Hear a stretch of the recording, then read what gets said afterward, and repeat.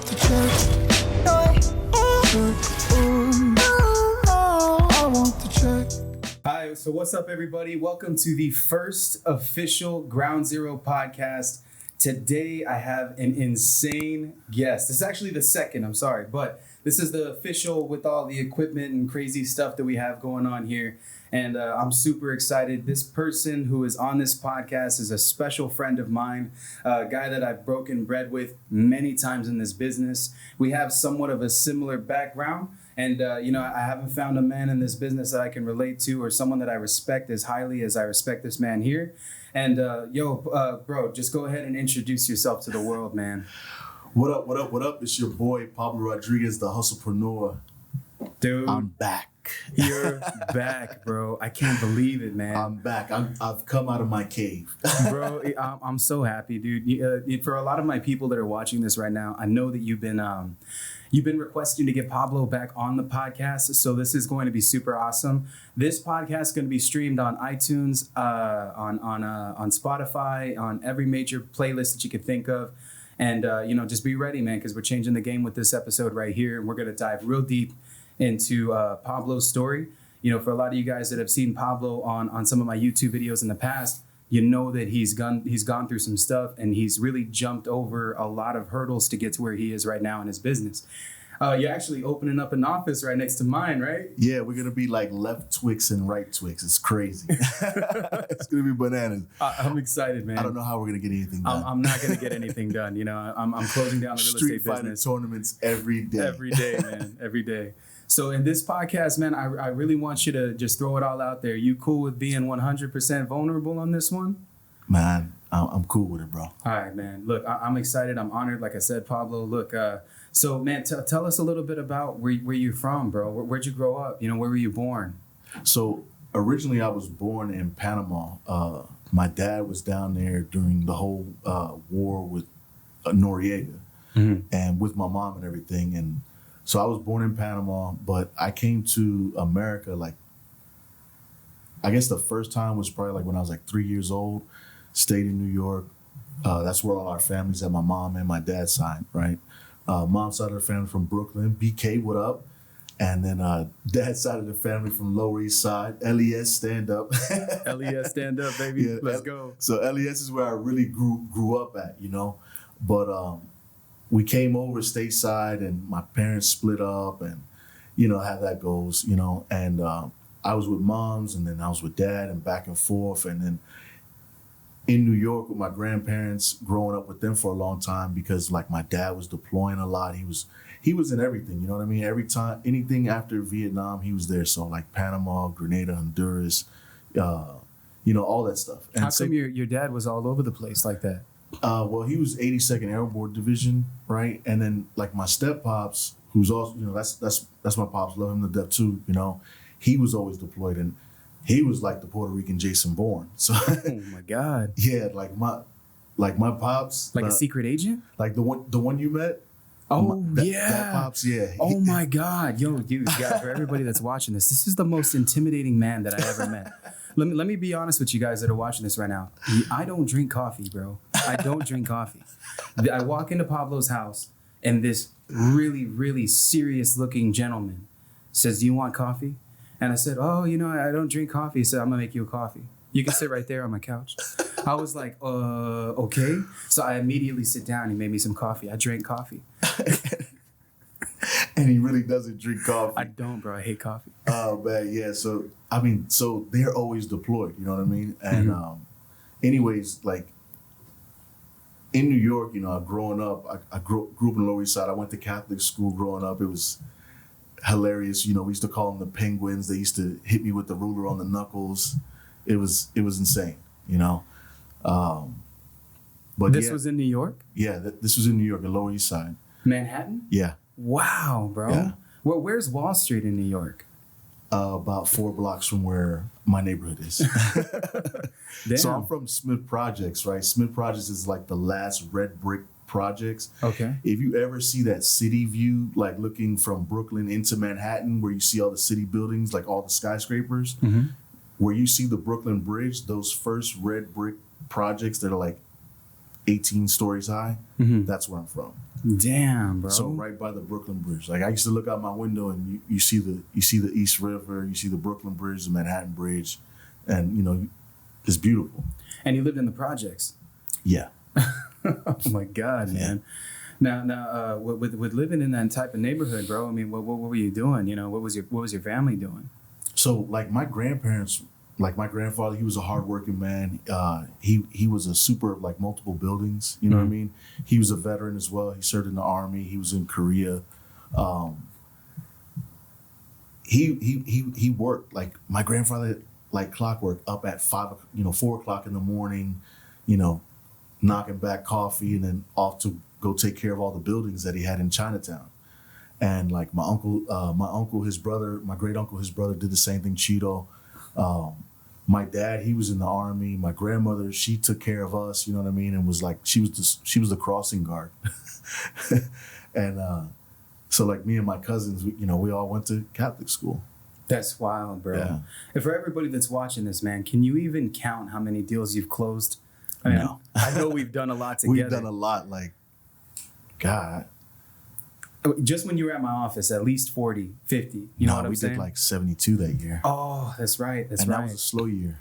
Bro, that was a slow That year. was a slow year. That was a slow year. The end of the year was like the worst, man. Yeah. Bro, so to grow up in the projects and to be where you're at right now, bro, I'm sure that there's so much that you had to go through to get there, bro. So if you don't mind, man, I mean, growing up and then going to Catholic school, what happened after that? Well, I played ball, you know what I mean? Like I was a baseball player and I was a football player and I was really good. And so like I went back and forth between like the projects and then like my mom. So I got to grow up two ways, right? Like I got to grow up, you know, like knowing the hood, right? And then I got to grow up like middle class, like, you know, Fresh Prince of Bel-Air almost. Mm-hmm. You know what I mean? Because like with my mom, and when I got to high school, my mom sent me to a private school. But actually, before I got to high school, my mom sent me to private school. She sent me to Fort Union Military Academy. And when I was there, I played ball and like I got like scholarships. So she didn't have to pay for it because they were like, oh, he played ball, you know? Baseball? Yeah, baseball and football. What? Which one were you better at? Man, it was, to me, I mean, baseball was my favorite. Yeah. I was a pitcher, but football, man, it was nothing like, you know, running, because I was a running back, I was a tailback, you know what I mean? Yeah. And I also, and bro, we used to get it. And I had 3 undefeated football seasons with state titles. Oh my God, dude. Yeah, back to back. So you got scholarships and everything? Yeah. What'd you do with that? Well, I mean, I was playing ball. I mean, I was being scouted. I was looking ahead to the future. Like, to me, I was going to go pro. I was being, like, I know, like, a gang of colleges were looking at me. I mean, for pitching, I mean, it was all over the place. So it was beautiful, you know. I mean, everything was going good, and then and by the way, so like growing up like that, so going from the projects and then going like my mom, she was a go-getter, right? Like my dad was Army, you know, it was just him. But like with my mom, like she was like after everything. So like I grew up two ways, man. Like I grew up seeing the hood and I grew up seeing, you know, middle class and better. And so it got me to kind of already at a young age thinking, you know, man, I want to do more. You know what I mean? Like, all right, yeah, this is cool and all, but this ain't where I want to be. You know what I mean? Like, I want to do more. And my mom's always had that hustle, that grind, that go-getter mentality. You know what I'm saying? Like, honestly, like me, where I'm at or who I am is like, honestly, a lot because how my mom's is. Mm-hmm. You know what I mean? Like my dad, he was my support. He was my backup. He was always like, yo, he was with me ride or die. You know what I mean? But in school and stuff, man, playing ball, like my dad used to always be at my games. You know what I mean? Like he was always there. He was always supporting me. He believed in me. My grandfather, they believed in me. And like they used to always like go the extra mile, like for practice and stuff like that, because it was like everybody's like, yo, he's gonna go pro. You know what I mean? Everybody thought, yo, he's going pro. And that was all that was in my mind. And so What happened? in 96, bro, my freshman year, that was my last undefeated season, right? We got the state title that year. Thanksgiving I went home for leave, right? Because I'm in military school, and it's a boarding school, Yeah. right? And so in my freshman year, we go home on Thanksgiving leave, and before Thanksgiving leave, we had a game, right? And my dad and my grandfather were supposed to come to that game. So the crazy thing is, bro, that game, and like when I saw my dad in the stands, bro, I ran to him and I was like, yo, where's Papa at? And he's like, he wasn't feeling good, June, so he couldn't make it, but he sends his love, he sends his blessing. And see, I always had a habit of like calling before the game, calling the old man and be like, Make hey, sure he was going to be there. well, I would call him before every single game I ever played. My entire life, bro, before, like, all right, it's dope how you have like Rocky up, right? I wish the cameras could see how you got that Rocky Balboa and Apollo Creed picture up. Mm-hmm. So if you remember in the movie Rocky used to always go to the chapel and go see the priest, right? And he'd ask him for what? The blessing. So it's always been my tradition. Like, I grew up on Rocky. So every time I played a game, I would call my grandfather, long distance, everything, or even if I was home, I would call him and get the blessing before the game. I'm like, hey, Papa, dame la bendición, which means, give me the blessing, right? Mm-hmm. And he would bless me. I did that before every game. So this game before Thanksgiving, he was supposed to be there, so I didn't call. And so my dad told me, hey, he sends his blessing. All right, go out there and kill it. That game, I showed out, bro. Like, I showed out in that game. Baseball? Or No, it was football. Okay. I think I ran for like 3 touchdowns. Because I played offense and defense. I also played linebacker, right? I had like 2 sacks. I got 3 touchdowns. Like, I went all out. My dad was in the stands. Like, I was hyped, It would have been dope. My grandfather would have been there too, but he was sick. So anyway, I go home for leave, right? And so I spend Thanksgiving at my mom's house. Well, the game plan was to spend Thanksgiving and have an early dinner at my mom's house, and then in the afternoon, my dad was going to come get me and take me to have dinner in the evening with him and my grandfather for Thanksgiving, right? Mm-hmm. So it was a double Thanksgiving because my parents were, been divorced since I was 2. Cool. So Thanksgiving morning, probably about like 9 o'clock, bro, my dad calls. And I'm hyped because I'm like, man, I'm about to go spend Thanksgiving with Grandpa, And I'm spending Thanksgiving with my mom too. It's dope because my uncle and my aunt from VA had come in, so it was gonna be cool. And so, Dad calls me. He's like, "Yo," I'm like, "Bendición, what's up, Dad?" He's like, "Yo, what are you doing?" I'm like, "Nah, I'm just getting dressed and stuff." He's like, "Yo, sit down." All right. I'm like, "All right, what's up?" He's like, "Listen, I need you to be strong." I was like, "What are you talking about?" He's like, "Yo, I need you to be strong. You got one time to get it out of you, but you got to be strong after that." I said, "Yo, what are you talking about?"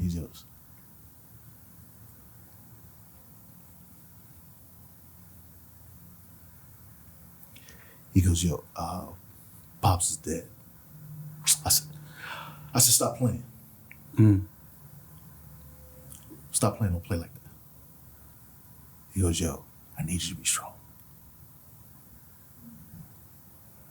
Pops didn't wake up.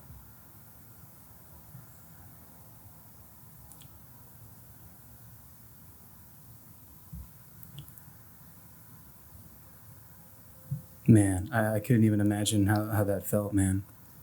My grandma, she passed away on New Year's Day in 2017.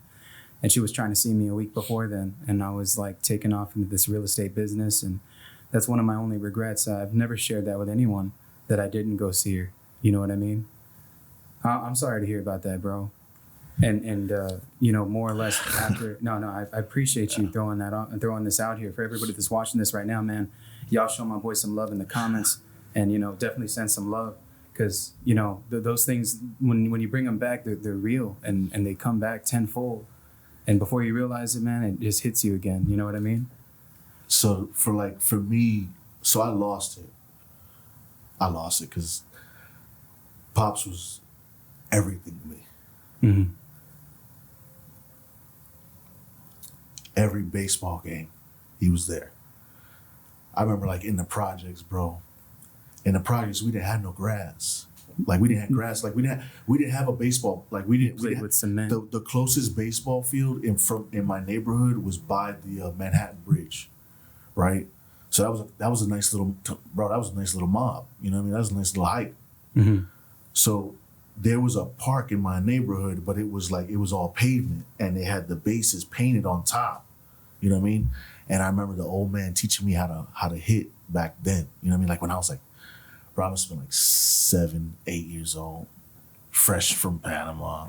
Damn. You know what I mean? So what happened after all of that, bro? Like, because I mean, so like when he with the passed, baseball game, did you still go on and get the scholarships and all that? so I went back.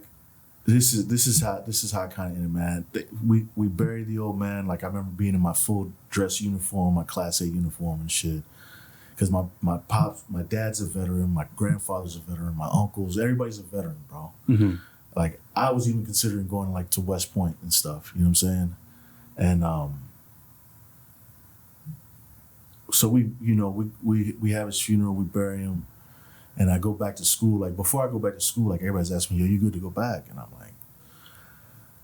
like, I gotta go back because I gotta play ball. Like this is my freshman year. We're undefeated. We're undefeated. We're getting ready to go to the state first championship. So I'm like, man, I gotta go back. I gotta play. You know what I mean? And I just wanted to get out of New York because it was hard. I could tell, man. So I go back and bro,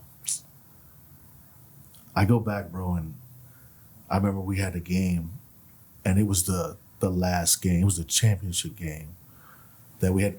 It was the championship game we had to go back for. I think that was all that was left. And anyway, I go out of habit. I call to New York. I call my grandfather's house, and my grandmother picks up.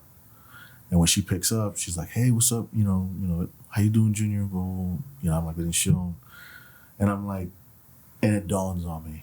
Cause see, I called out of habit. You know what I mean? Like it was a robotic movement. Yeah. I've been doing it for so many years, and I'm like, shit. I just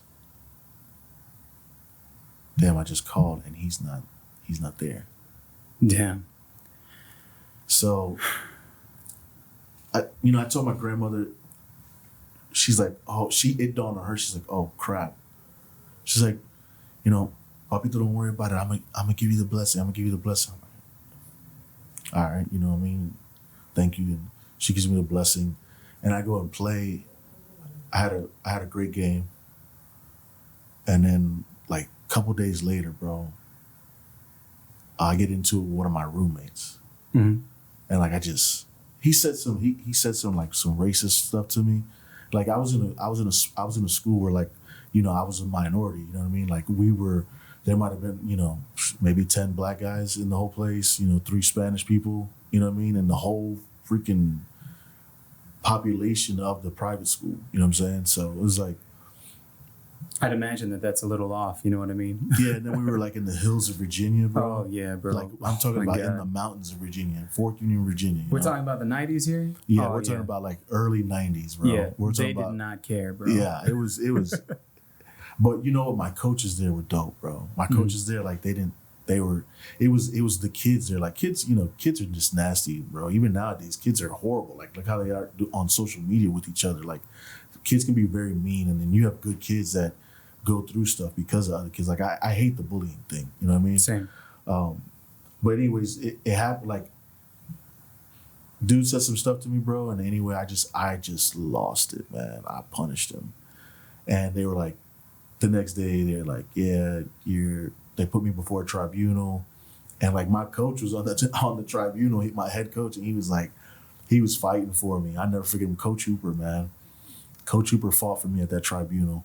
He was like, man, he's going through something. Y'all gotta understand. And he's like, man, just look what just happened to him. He's going through some stuff, man. Don't give him a chance. And basically the rest of the tribunal, the other officers, they weren't trying to hear it, and they canned me.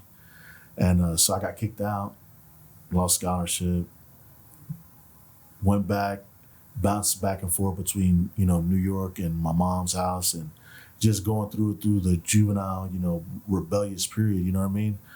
And it was like, I get back to New York, and it was like, all right, in New York is either you sell dope or you ball or you play ball, you know what I mean? I'm not playing ball. And then I had thrown my arm out the socket pitching, so I couldn't pitch anymore. Damn. Yeah, that was ugly. So one, you got into a huge fight. Two, you ripped your arm out of its socket, and that was it for sports at that point. Like I couldn't pitch anymore. Like I was throwing heat back in the day, and I threw my arm out, and that canceled that. That's, oh my God, I will be here for another hour and a half. I'd say about that one. No, man, But you're it's good. like- You're good. So it was like, and my neighbor's like, okay, you either play ball or you sell dope. I'm like, oh, guess I'm gonna sell dope. Damn. So I went to the streets and bro, I just wilded out, man. And What was this during the crack cocaine? Like when that was a big thing in the 90s? yeah, Yeah. this is when it was jumping. Like, Biggie Small status, right? yeah, this Yeah. was jumping, and I just went through stuff, bro, and just made horrible freaking decisions. Like, I'm not gonna glorify that life in the least, but like, by the time I was 18 years old, man, when I caught my federal indictment, because I got kicked out of school. I was 15 years old. Not even 15. Yeah, I was 15 years old, and then literally just went down after that. Caught a couple cases, bounced back up, got plugged up, and then went to infinity and beyond and saw stuff I never thought I'd imagine. I've been all over, like I've been to Europe and everything. Like, I lived a crazy life. I did more probably by the time I was 18 than most people do in their entire lives. Now, just to reiterate on this, guys, for y'all that are watching this right now, Pablo, how many years in prison did you do? 12 and a half. 12 and a half years. Flat. That's insane, man. From 2001 to 2013. It seems like the like one really heavy thing happened, and like after another, one thing would happen, Yeah. and then another thing, and then another thing.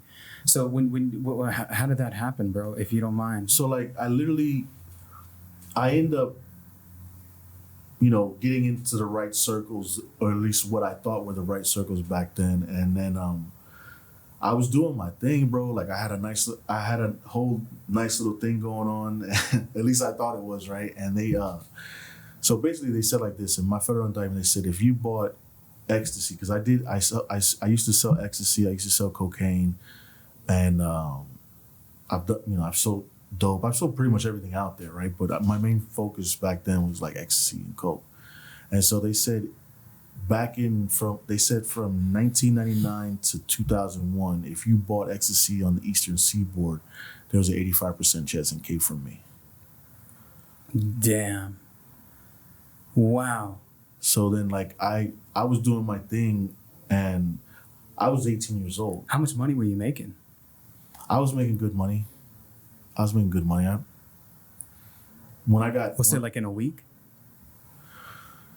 It was more like a monthly thing, because we were doing, it was, so I wasn't, so some people were like doing block stuff, right? And like, I wasn't into the block thing, because that's how you get hemmed up, you get hot. I was more into the like supply and demand per se. So when I had got hit up, what they were saying was like, a lot of the little suppliers on the Eastern Seaboard that were doing the block stuff, like they were supposedly they were getting it from me. And so then like in my indictment, they said like I did, because they charged me, they said it was an 18-month investigation. And within those 18 months, they said in a 6-month block that I moved like 685,000 pills. Oh my God. So in my indictment, I was charged with... How many? I'm sorry? 685,000. 685,000 pills of ecstasy? Yeah. So in my indictment, I was charged with conspiracy to traffic, manufacture, deliver 685,000 pills over a 6-month time span. And then they charged me with over same like 6-month time span, same type charge, but with cocaine for 50 keys. Oh my God, bro. And then they charged me with possession of a brick and 1,200 pills, and then possession of a firearm by felon with obliterated serial numbers, meaning the serial numbers were filed off. Wow. So that was my federal indictment. And what year was this? this was 2000. This was December 11, 2001. That's right after 9/11. Yeah. That's insane, bro. What's crazy is How old were you when this happened? Well, it was 2001. So I just turned 19. Yeah, I just turned 19. 12 and a half years after that. 12 and a half years after that, I get out. That's crazy, bro. And I was facing 3 life sentences. Because like I didn't get found guilty of everything. I went to a jury trial. I didn't sign a plea bargain like a lot of people do. I went to a jury trial because I had no choice. It was like, hey, they offered me 3 life sentences and I laughed at them. And then, you know, they came down. They were like, oh, we'll reduce the charges. Because my case wasn't that strong. There was a lot of stuff that was just word of mouth. Yeah. And there was a snitch in my case. And there was only one snitch, though. Like, I had... Snitches get stitches. All y'all that are watching this right now. Right. You snitched on a good man if you're watching this right now. He's in witness protection. Right. Man. Wow, bro. Yeah. And all right, so you go in, you do your time. What would you say was the most valuable thing that you learned from that moment of solitude in your life? Man, so I had I met some real rowdy people while I was inside. Like, let me tell you something. Being, you know, hitting 19 and going to Lewisburg Penitentiary, bro, is very humbling. Because like Lewisburg Penitentiary, only like 0.03% of the population actually have a release date that's realistic. Like, I remember, bro, I had one of my cellies. He had 11 life sentences plus 340 years. Like, as if the 11 life sentences were enough. Here's an extra 340 just in case maybe you get some go-go juice or something. Yeah, that's our justice system for you guys right there. Yeah, so it's like, but probably one of the things that happened to me when I was inside, I had this one cellie, Bear, right? Awesome dude, bro. Like, he was from Harlem and the Bronx, you know what I'm saying? And he told me, he said, bro, you know what? Because he was helping me with my appeal when I was fighting, right? Even though I got denied like 3 times, but he was helping me on appeal, and he's like, bro, you did more by the time you were 18 than I've done in my entire life. And he was like, I'm 48 years old. He was the one that was serving 11 life sentences? No, he was serving 3 life sentences. Oh, 3. Yeah, he was doing 3. And he's like, bro, you know, if you put that same type of energy into something legit, you'd be a savage. And I was like, never thought about it like that. He's like, because like I did a lot of stuff, and it like if I was able to go into intricate detail, it would blow, you know, your mind away. I mean, me and you've had some conversations off camera, so you know. Yeah, yeah. And it's like, when he told me that, it made me think, bro. And I was like, okay, I got to start making some changes, you know? Because like at the time I was a knucklehead. I was just wilding out inside. I was still selling dope. I caught a dope charge inside as well. Oh my God. Yeah. So it was like That's that creative genius, bro, that's just telling you like, yo, man, if you're able to do it while you're inside, then what can you do when you get out of here, you know? Yeah, and it was crazy because he was like, you know, bro, you sit here, you're able to get dope in here in one of them, and you don't even go on visit. He said most guys got to go on visit and go swallow it, and he says you get it in, you don't even go on visit. I was like, yeah. He's like, if you put that same energy into something legit, nothing can stop you. And so it was like at that time, I started thinking, so I started reading a lot more. I read over 5,000 books in my 12 and a half years. Oh my God. I spent like 3.5 years on solitary lockdown behind riots, you know what I mean? And literally no TV, no radio, and just reading. Like I went through like the gang SMU program, Special Management Union, where you do 18 and a half months straight lockdown. You got to wait 6 months before you can even get your radio. You know what I mean? Yeah. And I was such a fuck up. I didn't get it. I barely got out of there. They're like, hey, if you don't chill out and finish programming, damn it, you're not gonna get out. I said, okay, I'm gonna lay down. I'm gonna lay down. I'm gonna lay down. Give me a goddamn radio. Yeah, give me a radio. I'm gonna chill out, you know. But I read a lot of books in there, so that's when I started reading like the books that people are raving about now. It's funny because I read them like, you know, years ago. You know what I mean? Yeah. But in all that reading, I was like, okay, my mindset started to change.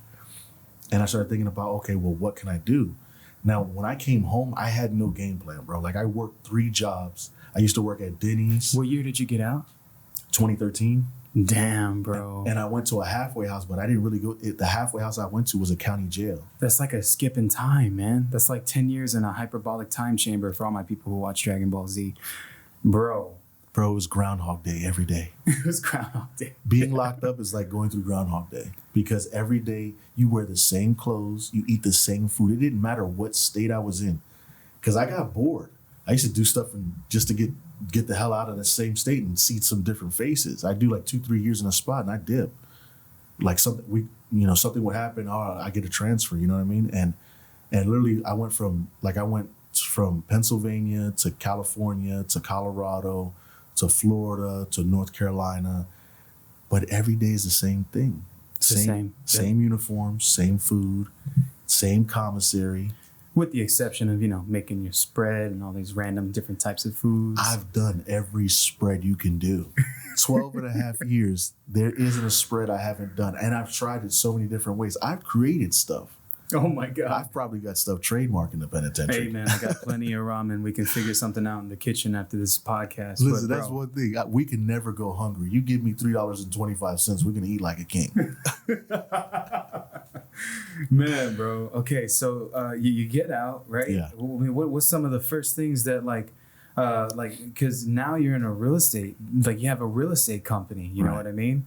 What was your, you get out, what's your entrance into this world, this real estate realm? So real estate came years after me getting released because I got released in 2013 and was it time served or was it like parole? No, feds don't have parole. They just let you out on probation. That's right. So that's right. Yeah, I got out. I was on probation for 5 years. Yeah, I was on probation for 5 years. And within that 5 years, I just worked regular jobs, right? A bunch of I didn't know anything about real estate then, but working those regular jobs, I got in. It's funny how fate works, right? When something's for you, there's nothing that can stop you from getting it. It's gonna come your way. You know what I mean? So I had the mentality to be on the path, like I'm gonna do something better. I just don't know what yet. So as I was working these different jobs, it's funny because I got introduced to different people.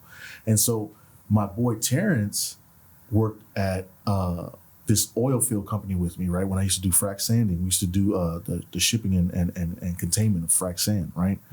And so he introduced me to a guy by the name of David Velasquez, right? Who was in this multi-level marketing company called World Ventures. Oh my God, World Ventures. Damn it. No, I'm kidding.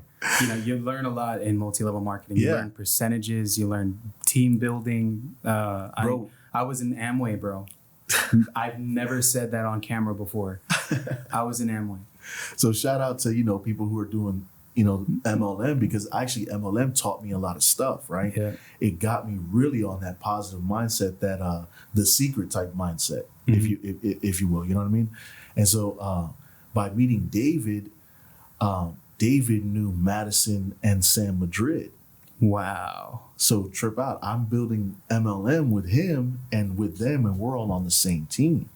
So I got out of the MLM, you know what I mean? Sam Madrid's a really respected man here in San Antonio. This guy, that's like the godfather of owner finance. He's been doing it here for God since the 90s, bro. And Sam, just want to give a quick shout out to him. He supports every event that I throw. He shows up without even Bro, invite. The first time you had me speak, I told Sam, I said, hey, listen, I'm going to be speaking at Ground Zero. And he was like, I'm there. You know what I mean? And it was crazy because I shouted him out on stage because honestly, I would not be here without David Velasquez, Sam Madrid, Madison Madrid. Hands down, I would not be here. And of course, you, my brother. I appreciate it, man. That event that Pablo spoke at. And my boy Aaron Bevins. Yes, got a shout out to the hustle, the hustle, man. Superhuman. The millennial entrepreneur, you know what I'm saying? Yeah. The superhuman wholesaler. Shout out to that whole group as well. That's my boy, man. Excuse me, real talk, my journey into real estate, it began with MLM. So going back to that, right, with David, so I went through some ups and downs. After I got out of prison, right, don't get me wrong, it was not easy by far. I've made mistakes. I have gotten locked back up. I did stupid stuff because Sometimes you just resort back because you don't know any better, or not necessarily because you don't know any better, because you just don't assert yourself to go after it. Because anything worth going after, you're going to go through sacrifice, you're going to go through obstacles. And what I've come to learn now is that every obstacle comes right before you achieve the success. Mm-hmm. So like even the ups and downs in business, there's always a rainbow at the end, as far as I'm concerned. Like I always see the end of the tunnel. I see the pot of gold because I know we're going to get there. The bigger the obstacle I know I have to overcome, the better the reward. So it's like, for me, the mistakes I made led up to everything. And anyways, David Velasquez, he tells me one day, he's like, yo, you know what? You'd be a savage in real estate, bro. And I'm like, for real? He's like, yeah. He's like, you know what? Let me introduce you. Let me talk with Sam and Madison about you real quick. Wow. And I was like literally, he just opened the door. Was like, oh, bro, you know what I'm saying? My God, that's opportunity, man. That's being at the right place at the right time. But look what happened. Look how big the obstacle gets. This is about to blow your mind, because I don't even know if I shared this with RJ. Yeah, I did. So the shout out to RJ Bates, shout out to RJ Titanium Bates. Vault. Facts. Right before I'm about to meet with Madison, matter of fact, on the day I'm supposed to meet with Madison, bro, an old case out of New Orleans, bounty hunters come and pick me up. I'm at my apartment complex. Bounty hunters, bro. Bounty hunters come and scoop me up for an old charge. Like Dog the bounty hunter? Yeah. Except for these were a little bit more high powered. Oh, okay, gotcha. These guys, there wasn't no TV cameras. No, there wasn't no TV cameras, but they was in full gear. And what the fuck? Bro, it's crazy because literally I had called Madison. I said, yeah, I'm gonna meet you, 1:30, right? I had to go to the front office for our apartment complex and talk to them because there was some issue about my dog, right? And R.I.P. to Bruno, my dog. We had to put him down. No. Yeah, it hurt. Rest in peace, Bruno Mars. So I go to the apartment complex, the leasing office, and I go talk to the manager. I'm sitting down talking like blah, blah, blah. All of a sudden, these dudes come in, M16s, or AR-15s. So unnecessary. AR-15s, Pablo Rodriguez, and I'm like, shit. We in San Antonio, homie. There's too many Pablo Rodriguez's out here. I'm gonna need you to double check and make sure you got the right one. You know what I mean? Like, I am not the only Pablo Rodriguez. You sure you got the right one? The third? The third, bro. The third. And so, like, literally, they're like, New Orleans ain't forget about you. I'm like, what? New Orleans? New Orleans? That was forever ago. You know what I mean? He said New Orleans ain't forgetting about you. Yeah. And they freaking booked you, bro, or what? Bro, they kidnapped me because oh my God. bounty hunters are like illegal in Texas. And so they snatched me and took me to the, hurried up and got me to the border, really to Houston. And that's where the New Orleans bail bondsman or whatever came and scooped me up from there. And then they got me across, and they were like, you can't call nobody or nothing until you get across the state lines. This was after you were already out? Yeah. What the hell happened in New Orleans? We're not going to go in detail. All right, on that. no, you're good. But, to sum it up, some shit happened in New Orleans. Yeah, it was years ago. So basically, so this is like 2016. Yeah, because this is before my son's 3rd birthday. This is 7 days before Junior's 3rd birthday. You're already in real estate? All of this is going down? I wasn't in real estate yet. Okay. I was going to meet Madison, would talk, and she was going to break it down for me what I was going to be doing for her, right? Uh-huh. So this is my son's birthday, September 30th. This was September 23rd. I get grabbed up. Oh, my God, man. So the luck, bro. Bro, horrific. Then they keep me all the way until January 26th, right? And I get released, and I had to go through the whole. It was a whole circus basically. But anyways, I finally get released. I got released because David helped me out. Mm-hmm. Like, court literally said, "Hey, listen, drop $3,000 right now, and you can go home." And I called him, and I was like, "Yo," he's like, "What's going on with you? Where are you at? What do you need?" And I'm like, "Dude, I'm in New Orleans for an old charge. Basically, look, they just told me $3,000 and I get out of here." He says, "Give me the attorney's number, I'll take care of it." Wow. And he took care of it. The stars aligned, dude. He not only took care of it, he got me a flight home, right? And so I get home, but the thing is, there's no home to come home to, because in that 4 months' time, we lost everything. So my then wife was pregnant with our daughter. So it's her, my stepdaughter, my son, and then baby on the way. And we're homeless. God. We're homeless. We don't have nothing. We lost everything. Wow, bro. So we're staying at her brother's house, sleeping on his couch, eating his food. You know what I mean? And I come out. This was 4 years ago. Yeah. Bro, you're like light years from that right now. I can't even imagine that in you, bro. Yeah. That's crazy. All right, continue. I'm sorry. So I come home. I meet with David. I tell him, hey, is the real estate still possible? He's like, call Madison. I call Madison. She's like, I'm glad you're back. Let's rock and roll.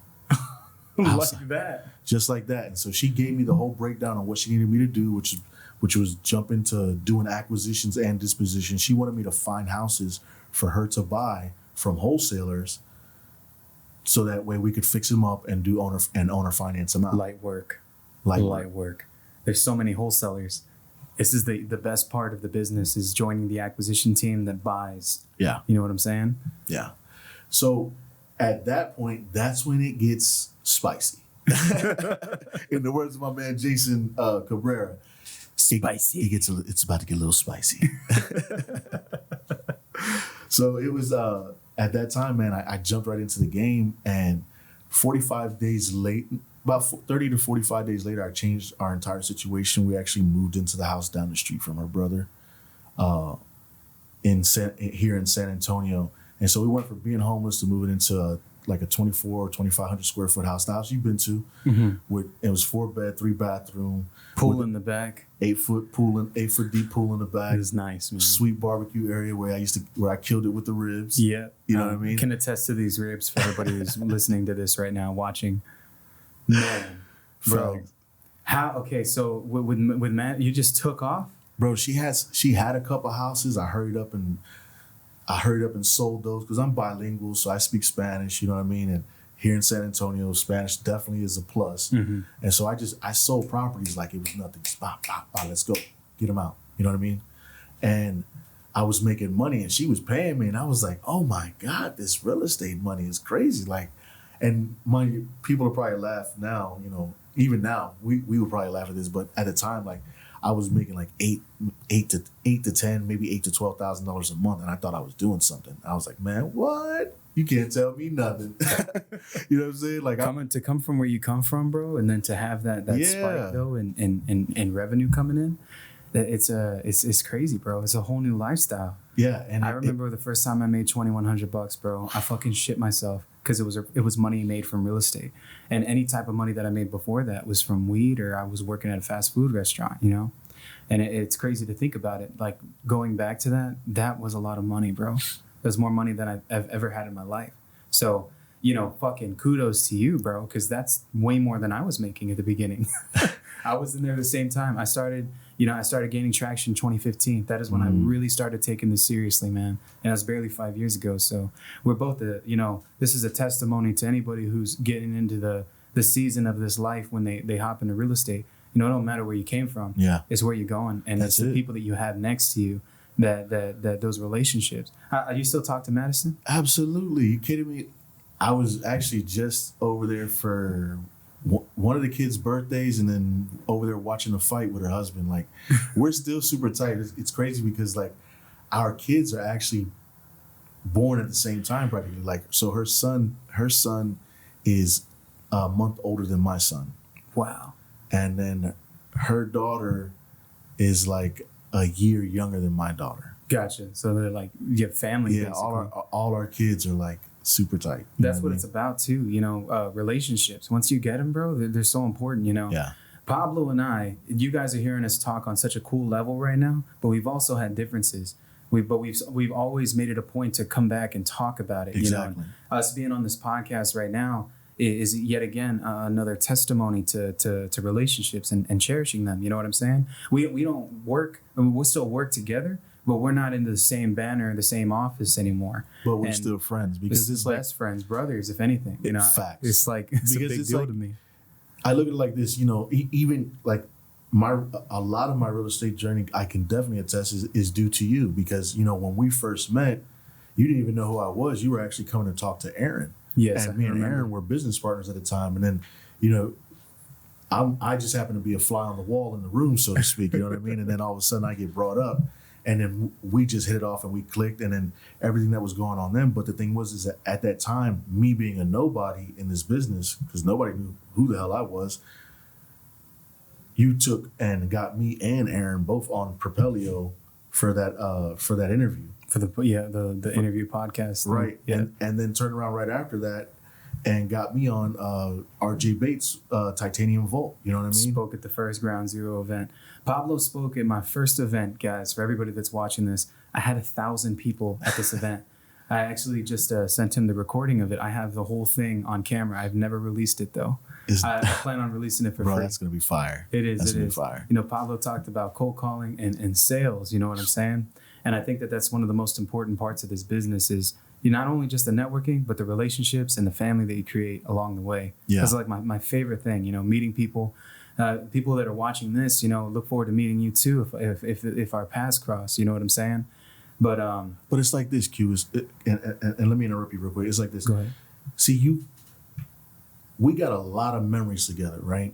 And so we haven't even known each other for that long. I know, bro. it's crazy. We have a lot of memories, and a lot of the memories that we have together are monumental things that have happened in my career, right? And I always show appreciation to everybody who's taken part in that. So the thing is, I say that to say this: yes, we had a falling out, right? But if you look back at all the great things that we did, I mean, the tons of 72 videos deals oh my in God. 1 year. And the money we've made together, the tons of videos we put out there. I mean, we had our first 2 months together, we cleared over $500,000. Yeah, it was crazy. You know what I mean? So we've had so many monumental things that we did together, and so we have one issue. We have a falling out with the Duda, right? The thing is that we're two grown men, grown women who have a relationship. Yeah, you have falling out and stuff like that, but you should be able to, everybody go into your corner, catch your breath, get your head right, come down, and then eventually we can come back and we can talk as adults. And if it's there, if the opportunity is there where we can mend the bridges, then cool, bridges. Because if two parties are both willing to come together and say, hey, you know what, I fucked up. All right, cool. You know what? You ready to go do karate in the garage? Yep. Let's get it. You know what I mean? Like, you can always heal. You can heal and you can rebuild where it's wanting to be done at. You know what I mean? And so there was that's what was between us. We wanted to mend the bridge. Mm-hmm. So why not, when we've created so much greatness together? You don't think that we can do so much more? Everybody butts heads. There's no relationship that's perfect. I mean, people get married and butt heads and fall off the map. Yeah. Sometimes you can get better. Sometimes you can't. Sometimes it is what it is. It is what it is. You know what I mean? But you get strong. You move on. You love them for the time, and you move on. If that bridge gets mended again, then it was meant to be. You know what I'm saying? Man, bro. So, regarding to everything that's happened to you, man, and the amount of volume that you're doing now and the deals that you're closing now, I mean, would you say that that time in your life was a big part of everything that happened to you leading up to real estate? Yeah, I would definitely say so, bro. Because it's like it all played a part into building me into the character that I am. Would you regret it? Would you take it back? Man, I did 12 and a half years, bro. If I could go back and change it, I would absolutely do that. Damn. Knowing what I know now, or not knowing what I know now? Say not knowing what you know now, or not knowing what I know now. Ooh, you think you would have found real estate if you didn't go through that? I don't know, bro, because I was on a different path. You know what I mean? Yeah. There's no telling. There's no telling. I don't know if I would be the same hustler that I am now. That the same guy that grinds. That go-getter mentality. So you still have your team and everything like that too, right? So here's what's been going on with me, right? I fell off the map because I needed to rebuild. I needed to get my head right. I've been going through. This is important for all of you guys that are listening, because some of y'all have been asking where Pablo's been. Yeah. So in regards to where I've been, right? You go through things in life. You go in your personal life. You know what I'm saying? Mm-hmm. So I've been going through some stuff in my personal life and kind of realigning things, because I'm a firm believer in the fact that if the energy ain't right, then things ain't gonna be right. Point blank, period. You know what I mean? So I've been doing some really working on myself. I've been closing deals here and there. I haven't been grinding as hard, only because like I've been more focused on, all right, what's my next step? What am I gonna do? I started Akatsuki Investments, and I wanted to keep it kind of like small, because I really wanted Akatsuki just to build my money to be able to go and do like multifamily and single family, right? Because the end game for me is to build up that mailbox money. That's what I want. Love it. And shout out to David Fisher, because I've also gotten to spend time with him, and not as much as I would like, and that's on me, not him, because he's like so like, come learn from me, you know what I mean? Yeah.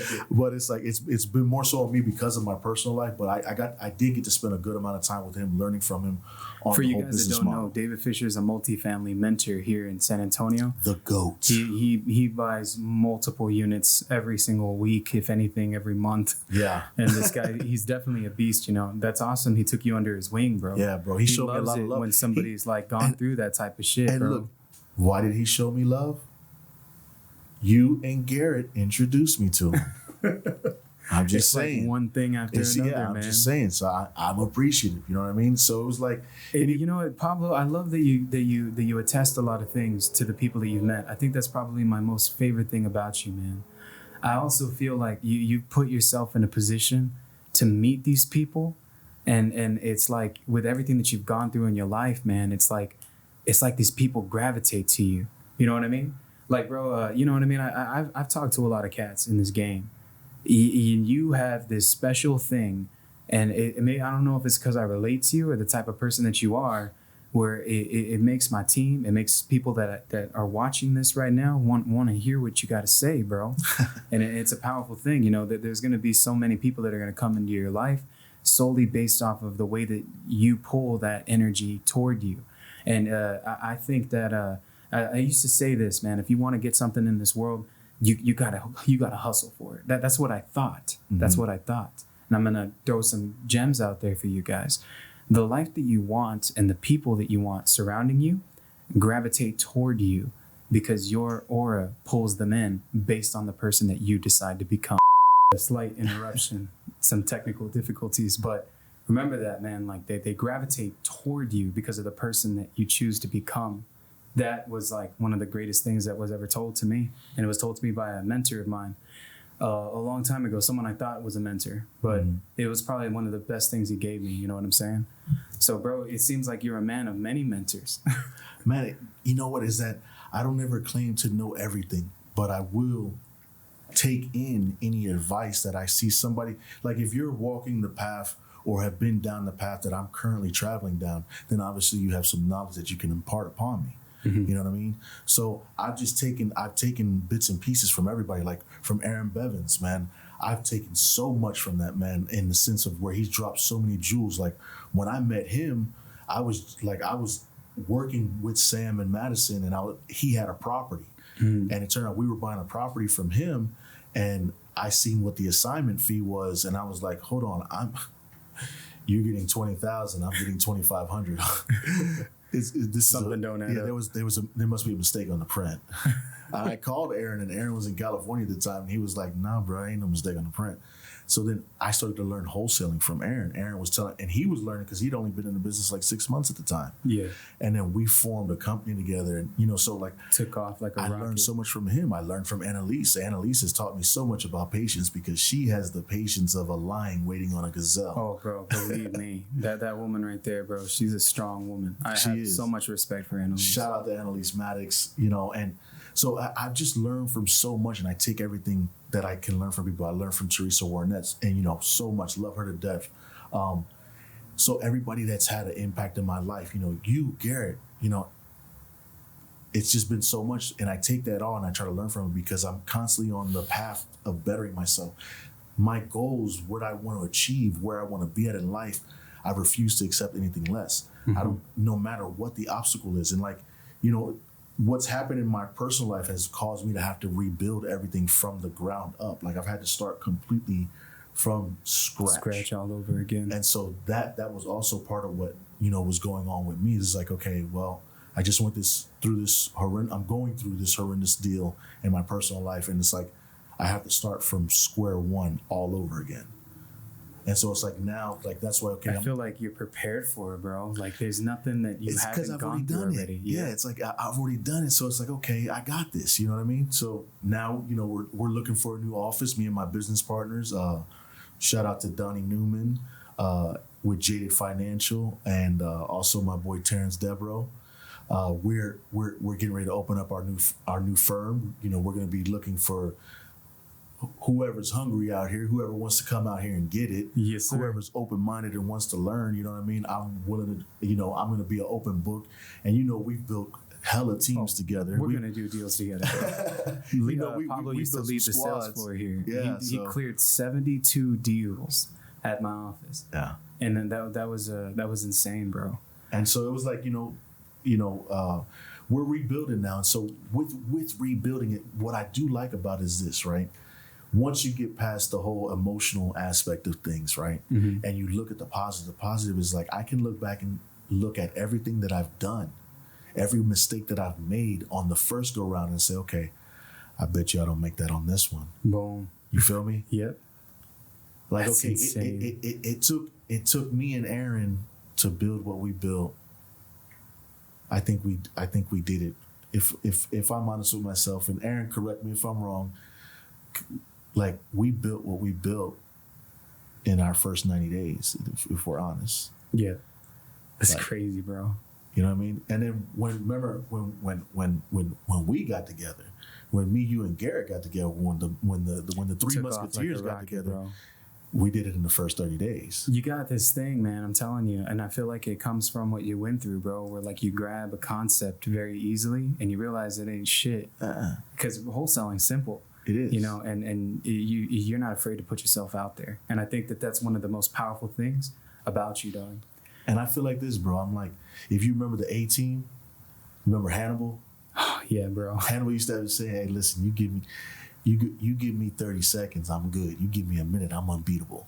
Damn. You feel me? So it's like, I look at what I've gone through, what I've done, and what I've already built, and now I'm at square one, I'm rebuilding, and I'm like, okay, I'm going to crush everything I've ever done before this. I'm going to go to a new height. I'm going to ascend to a new level. So y'all look out. Y'all look Y'all out. look out. Bro, look out. real quick, to bring this to a close, man, for everyone that's watching this right now, maybe there's that guy who's also a felon, convicted, also did time, or even that person who's in that season of life where they feel like they're not where they should be or where they want to be. Mm-hmm. What do you got to say to that person? Man, listen. For the person who's going through it right now, who maybe you're at your low, maybe you have all the obstacles in front of you and all you can see is the obstacle itself. Understand this, you guys. You got to train your mind to think and look at the problem, all right? And not focus on the problem, not sit there and think, oh my goodness, the rent's due. You got to start thinking, I got to pay the rent, because when you get into that mindset of problem solving, right? That's when you go through the pivot, all right? You take the pivot and the switch clicks, and that's when, next thing you know, the doors will start opening. I've had my back against the wall more times than I can count. I've been in low points where it just seems like it's never going to end. Things aren't going to get better, or like things aren't going to finally come through. Oh my God, dude, think of all the deals that we've had where, Jesus, we've had to, like, I'm talking about baby them, and I'm talking about jump through so many hoops. I mean, Carry them to the finish getting line. people out of houses. Oh my like, God, man. But you go through those obstacles, and then when you got to keep pushing through them, because if you keep pushing, you're gonna accomplish the goal. But if you quit, you'll never know if you could have accomplished it. And see, when you do accomplish it, it feels so good. The victory is so sweet. They have the saying, the thrill of victory or the agony of defeat. Mm-hmm. Right? The thrill of the victory is because you went through so many obstacles. Think about it. If you win a game by blowing the other team out and not even breaking a sweat, do you really feel like you did something? No. But when you battle, when you go toe to toe, when it's double overtime, Your best to their best. and you giving your all, and you win, man, it's the greatest feeling in the world. It's like the thrill of victory. So know that as you go against your obstacles, as you battle, you have to tell yourself in the head, this will not break me. You have to think about everything that you went through before this, because you've been through worse. Mm-hmm. You forgot about it because the thrill of the victory, because of when you overcame it. But remember what you've been through, and it'll help you push through what you're going through. That's my 2 cents on that. Pablo, bro, I appreciate you, man, being on this podcast. And thank you, bro. Look, guys, I'm gonna put where you can follow Pablo on IG and Facebook and all of his channels in the comment section below.